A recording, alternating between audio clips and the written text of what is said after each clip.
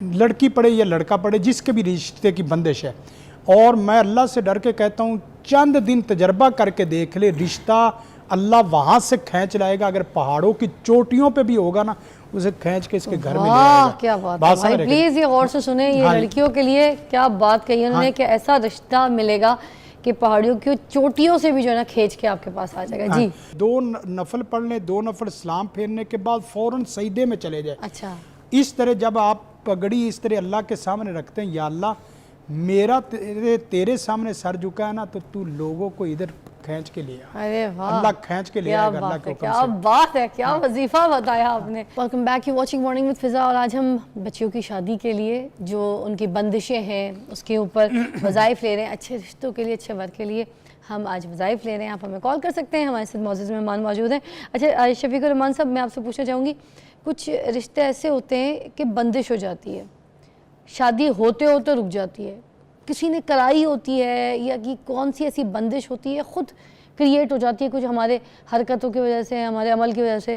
Please elaborate. देखें, ये तो कोई भी साहिब है, जैसे अभी भाई ने सवाल किया कि मेरा रिश्ता होते होते रुक जाता है या बंदिश है, ये तो चेक करने से है कि आया कि वो मुआशरती मसला है, उसकी तालीम का, उसकी तरबियत का, उसके लाइफ स्किल का, उसकी कॉन्फिडेंस का वो मसला है, या उसके रंगत का, चेहरे का, और इसी तरह उसकी सेहत का, उसके जवानीपन उम्र का क्या मसला हो सकता है। ये भी चीज़ देखने वाली है।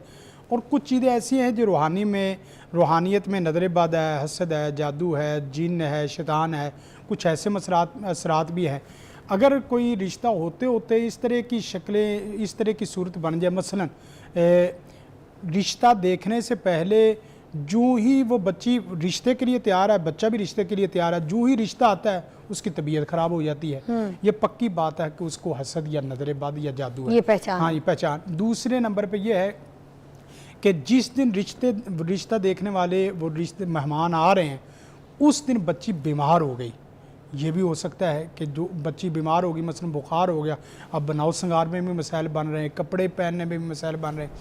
तीसरी शक्ल ये भी हो जाती है कि बस औक़ात बच्ची अच्छी पढ़ी लिखी है, तालीम याफ्ता है, तरबियत याफ्ता है, बच्चा भी पढ़ा लिखा है, जो ही वो मेहमानों के सामने कोई चाय रोटी और इसी तरह कोई खाना पीना पेश करता है, और वो उससे कुछ बुला के बात करते हैं और उससे कंपनी लेना चाहते हैं, वो कंपनी उस तरह नहीं वो दे पाती जिस तरह देनी चाहिए। हो सकता है उसकी ज़बान की बंदिश हो जाए, हो सकता है उसकी कलर स्कीम में कोई मसला आ जाए। मसलन बाद दफ़ा ऐसे भी केस हमारे पास आते हैं कि बिल्कुल बेआईनी उसी दिन जिस दिन रिश्ता देखने वाले आ रहे हैं, उस दिन बच्ची के चेहरे की जो ना वो चेहरे की रंगत ही बदल गई, कुछ दाग दाने धब्बे आ गए, नूर चला गया। या इसी तरह ये है कि बस औकात ये है कि 2-3 कपड़े अच्छे उसने सिलाई किए थे, लेकिन उनमें से वो कपड़ा ज़िद से वो बच्ची पहन लेती कि जो कपड़ा आम फ़हम और आम आँखों को लगने वाला नहीं है। ये होता है, हमें पता चलता है कि यार इसकी कितनी पसंद अच्छी थी, लेकिन ये कि आज इसने जो कपड़े पहने बिल्कुल इसने ख्याल नहीं किया, बिल्कुल ख्याल नहीं किया। और बसों का ये करवाया जाता है, यानी उसकी तवज्जो इधर उधर करवा के तो वो कपड़े पहनाए जाते हैं जो कपड़े बेरौनकी दिखाए होते हैं। हाँ जी, बेरौनकी चेहरा है। इसी तरह बसों का ऐसा भी होता है कि उस वक़्त बेआईनी ही उसी वक़्त जिस वक़्त मेहमान घर में इन होते हैं, उस वक़्त उसको गुस्सा आना शुरू हो जाता है। उस वक़्त उसको जो है ना वो बसाओकात ऐसी तबीयत में बेचैनी, एनजाइटी पैदा हो जाती है। अब गुस्से आने से भी बंदे की ना बसाओकात शक्ल सूरत बदल जाती, बंदे की खुशी वो गमी में बदल जाती, बंदा फ़ौरन जज कर लेता है। अब देखें, कुछ लोग ऐसे हैं जो आपकी एज को देख रहे हैं, कुछ लोग ऐसे हैं कि जो आपके लिबास को देख रहे हैं, यानी रिश्ता देखने वाले। कुछ लोग ऐसे हैं चाल को भी देख रहे होते हैं, चारों तरफ तालीम और तरबियत को देख रहे होते हैं। बच्चों को चाहिए कि जिस वक्त रिश्ता देखने के लिए आए, अपनी तालीम और तरबियत का पूरा प्रॉपर असर अपने मेहमानों के ऊपर डाले, अपने लिबास का पूरा प्रॉपर उसके ऊपर असर छोड़े। इसी तरह अपने साथ मिल बैठने की कंपनी का पूरा असर डाले, तो इंशाअल्लाह वल अज़ीज़ ये कोई बंदिश भी हुई ना जादू वाली भी, अल्लाह के हुक्म से ये टूट जाएगी, खत्म हो जाएगी। अस्सलाम वालेकुम जी। भाईजान जी, सलीम क्या हुआ है, क्या मसला है, पूछेंगे भाई, बताइए। मसला ये है बाजी के मेरा ना बेटी की शादी मैं करना चाहता हूँ, लेकिन मेरे हालात की वजह से ना कोई रिश्ता नहीं मिलता, गरीब हूँ, तो बच्ची की शादी करने में मुश्किल पेश आ रही है। वो लोग गुर्बत की वजह से कोई मतलब बहुत से रिश्तेदार भी और अजनबी भी जो आते हैं, जब मेरे हालात देखते हैं तो वो चले जाते हैं। तो क्या ऐसा किया जाए कि क्या पढ़ा जाए? अच्छा, बच्ची आपकी पढ़ी लिखी है, पढ़ाया है बच्ची को? हाँ जी, मैट्रिक किया हुआ है बच्ची ने। और भी बच्चियां हैं आपकी? नहीं जी, एक ही है। बेटा? एक बेटा है जी, छोटा है वो। अच्छा, वो छोटा, ये बेटी के लिए आप परेशान हैं। अच्छा अंकल जी, आपको अभी यहाँ पे वज़ाइफ बताते हैं जी। देखें, वजीफ़े का अभी भी प्रोफेसर साहब ने जो वजीफ़ा बताया, जो वजीफ़ा करने का जो असल तरीका है ना, वो उसको भी देखना चाहिए। हमारे यहाँ ना, अब मसलन मैं बताने लगा था प्रोफेसर साहब की बात के ऊपर, मूसा अलैहिस्सलाम ने तो पढ़ी है रब्बी निलमान दल तैली अमिन खैरिन फ़कीर। उस बच्ची ने क्या पढ़ा है जिसको मूसा मिल गए हैं? इतनी बात समझ रहे कि नहीं?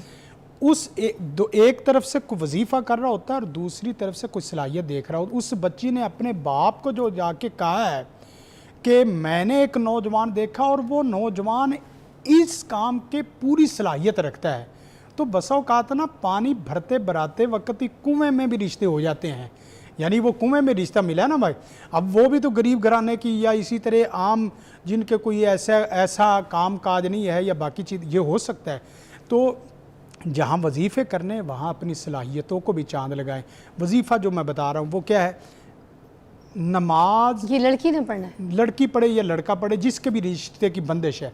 और मैं अल्लाह से डर के कहता हूँ, चंद दिन तजर्बा करके देख ले, रिश्ता अल्लाह वहाँ से खींच लाएगा। अगर पहाड़ों की चोटियों पे भी होगा ना, उसे खींच के इसके घर में ले आएगा। क्या बात है भाई, प्लीज़ ये गौर से सुने, ये लड़कियों के लिए क्या बात कही उन्होंने कि ऐसा रिश्ता मिलेगा कि पहाड़ियों की चोटियों से भी जो है ना खींच के आपके पास आ जाएगा। जी, नमाज पढ़े, नमाज फ़र्द नमाज के बाद जिस वक्त आपने रब्बाना आतिना अल्लाह में निज़लम तो नफ्सी ये पढ़ लिया है, उसके बाद पढ़ना है रब्बाना हबलाना मिन अज़वाजिना व ज़ुर्रियातिना कुर्रता आयुन वजअलना लिलमुत्तक़ीना इमामा और रब्बी नीलमान दलता इलिया मिन खैर फ़कीर। ये नमाज के अंदर सलाम फेरने से पहले 2, 4, 5 दफ़ा जितनी दफ़ा आप पढ़ सकते हैं आप ये पढ़ लें। अल्लाह से डर के कहता हूँ, मैंने बात किया है कि पहाड़ की चोटियों पे भी वो कलगी वाला पगड़ी वाला बैठा होगा ना, अल्लाह खींच के इसके घर में। और ये सूरतें कहाँ से मिल जाएंगी? गूगल करके बता। हाँ, मतलब ये किस आप नाम से? रब्बी निलमान दलता लिखेंगे, गूगल करेंगे तो मिल जाएगी। सूरत कसस में भी है और सूरत कसस में कसस और फुरकान की सूरत कसस और फुरकान। नमाज के अंदर पढ़ना है, नमाज के अंदर। अगर नमाज के अंदर पढ़ने, नमाज के अंदर भी पढ़ने बहुत अच्छा है। बसूरत दीगर नमाज के 2 नफल पढ़ने, 2 नफल सलाम फेरने के बाद फ़ौरन सजदे में चले जाए। अच्छा, इस तरह जब आप पगड़ी इस तरह अल्लाह के सामने रखते हैं, या अल्लाह मेरा तेरे सामने सर झुका है ना, तो तू लोगों को इधर खींच के ले आ। अरे वाह, अल्लाह खींच के ले आएगा अल्लाह के